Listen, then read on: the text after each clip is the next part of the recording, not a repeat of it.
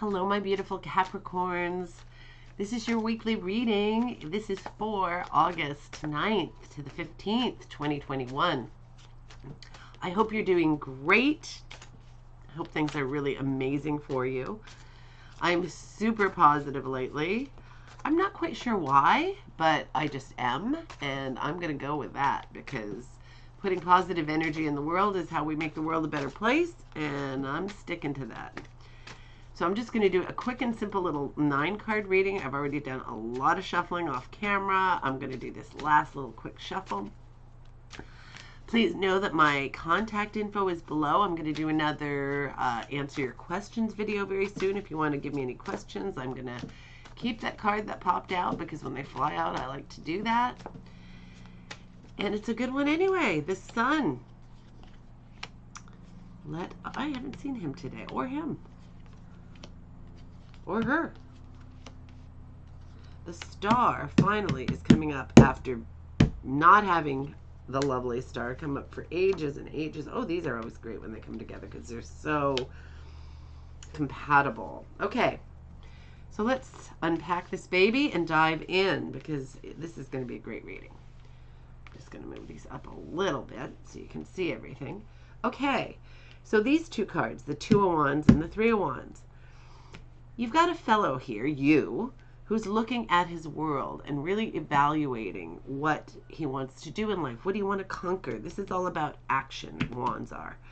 So what do you want to do? Do you want to expand your world? Do you want to travel? Do you want to go here and there? Do you want to take whatever you own and make it bigger? This is about you getting to have the choice. You're planning your life, and the world is your oyster. You get to do whatever you want. You know, don't let any limitations stand in your way.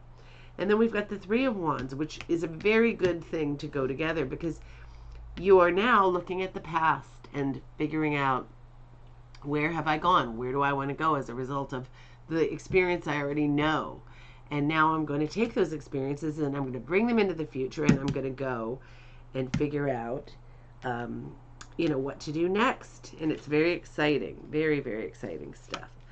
I love both of these cards. They are cards of evaluating and planning and figuring out and doing, because they are wands and they are very active. So you are figuring things out for the purpose of going forward and doing something rather amazing. I know you will.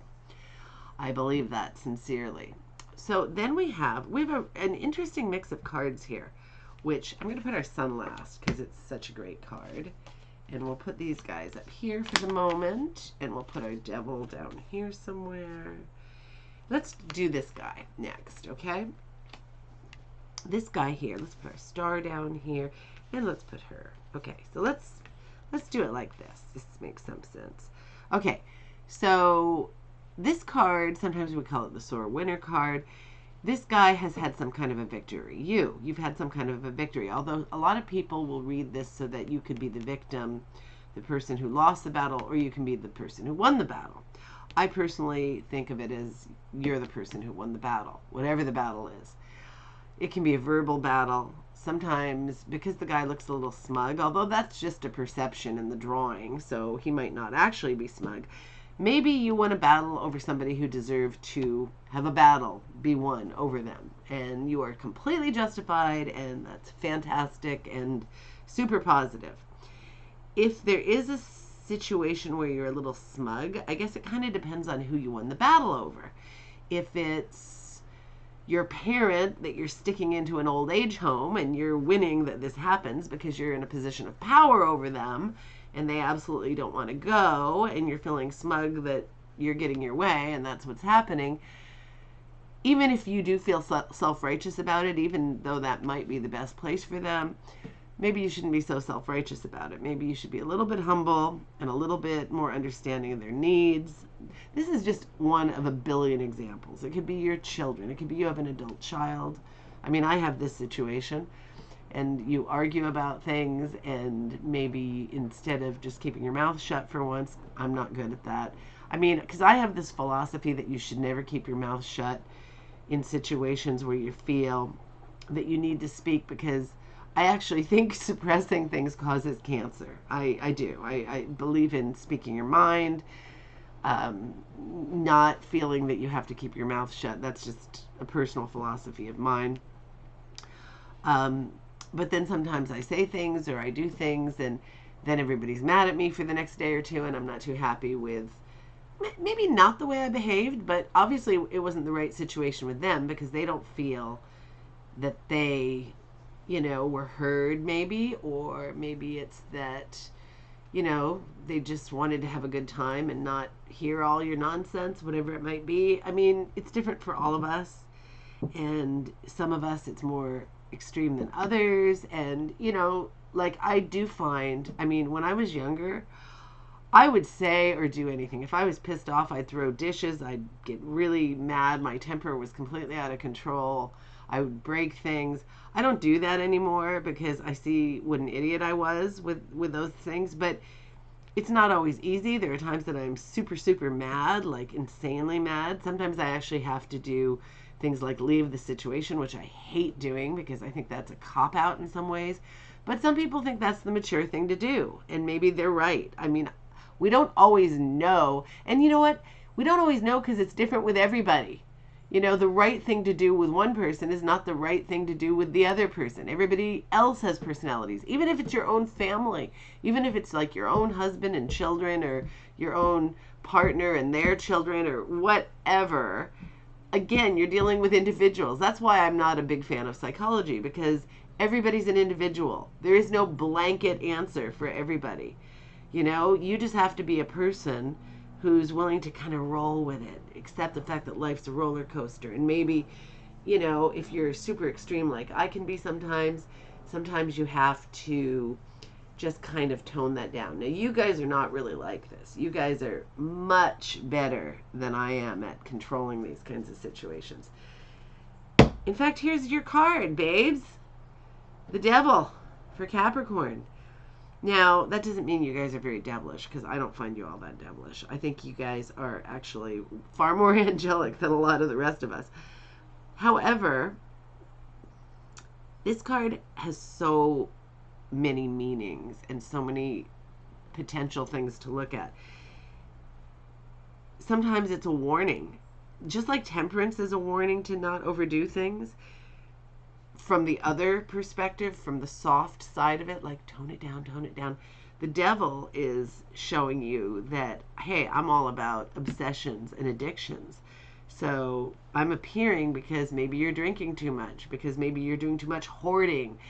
Now, when it comes to Capricorns, you guys tend to beat yourselves up all the time about a whole bunch of things that aren't even your fault. Okay? So I'm going to say that might be a factor for any one of you. Don't beat yourself up. It's not your fault most of the time. I mean, I have a Capricorn in my life who even says, if he gets sick, he says, oh, I must have touched that doorknob or something. I did something wrong. You know what?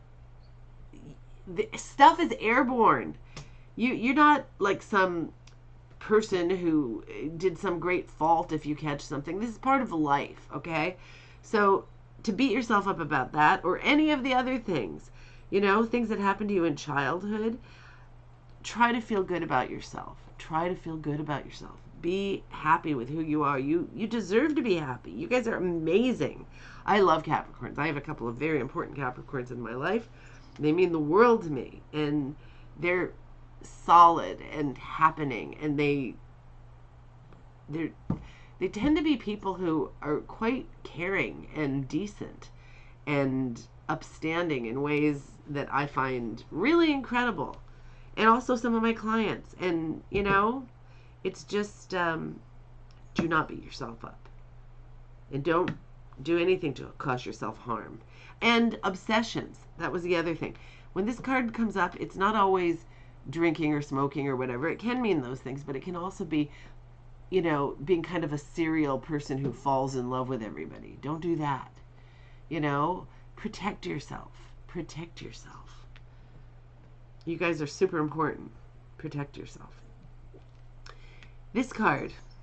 This is that card where there's a missing cup. You've got all these things you're passionate about, or that you could be passionate about, or that are opportunities.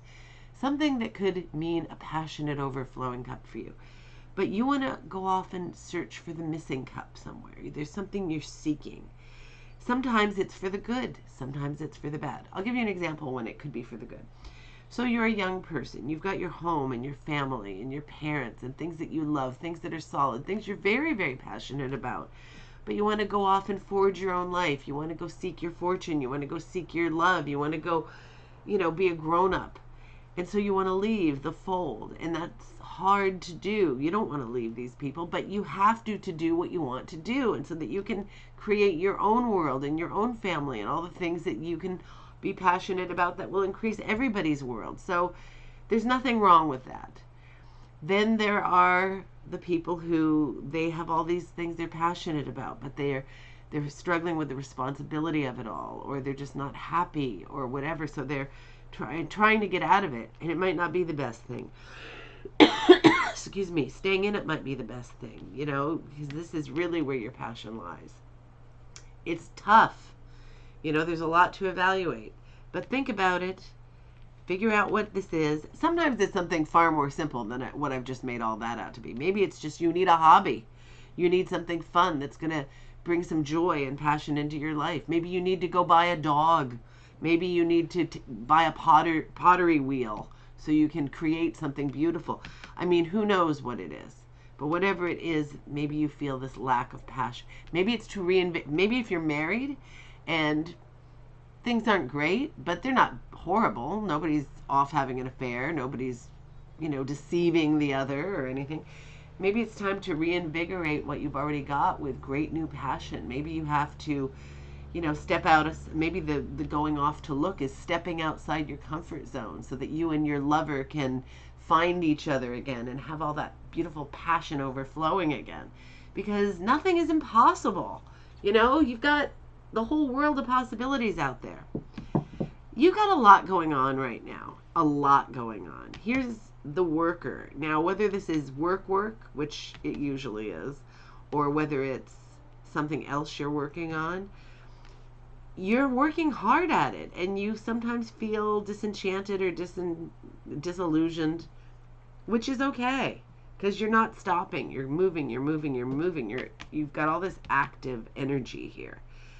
So you're moving ahead and trying to accomplish things. And you actually are, but maybe the reward isn't enough right away, or maybe it's moving too slowly for you. Whatever harvest is not happening quickly enough for you, it will come. It will come. And if you're absolutely sure it won't come, you can always move on to the next job or to the next situation. But I have a feeling that if you've already put in this time, and I have a feeling that you're okay, as long as nothing is, feeling absolutely wrong here, you will get what you want out of this situation. Or if you're concerned about it, and say it's work and you are working for somebody else, ask questions, see if you can get promoted, see if you can, get a little more money. I mean, things come to those who ask. They really, really do. And sometimes you ask for something and you might not get what you ask for, but you might get something halfway. You want a $5,000 raise and you might get $2,500. Is it as good as what you wanted? No, but it's still better than what you had. So there's always compromise. Ask for what you want in this life. Then we get into this, which is quite lovely. The star is all about hope and renewal and rebirth. It's really a beautiful card. It's a card that, after all the turmoil and the trauma and the tower and the, everything that goes down in life that we always have, then we have the star, which is the calm, the rebirth, the purifying nature of the star, and then the star itself, which is all about our hope. And it's not necessarily hope where, I just hope things happen and I'm not going to do anything to support it. You're an active participant. You are going to support it. You're going to make things happen. And that makes you a very exciting person with a lot of possibilities. Then you have the Nine of Pentacles. This is another beautiful card. This is a card of having what you want financially, being in abundance, having the discipline to have gotten here. The discipline to have gotten here. This is coming. This is in your future. You know, this is a woman in a garden with a bird and nature all around, beautiful gardens. You know, there's food, there's money to do the things you want to do. There's, you know, this woman does not look lonely. She knows that she's whole and complete within herself. She knows that. It's quite obvious that she knows that.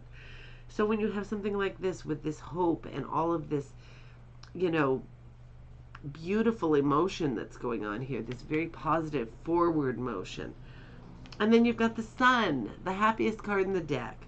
Childlike joy, being naked, riding a horse with the sun on your back. What could be better than that? But this is a perfect card to get in the summer. It's like pure, unadulterated joy and sunshine. This is exactly what I want for you, my darling Capricorns. This is exactly what you deserve.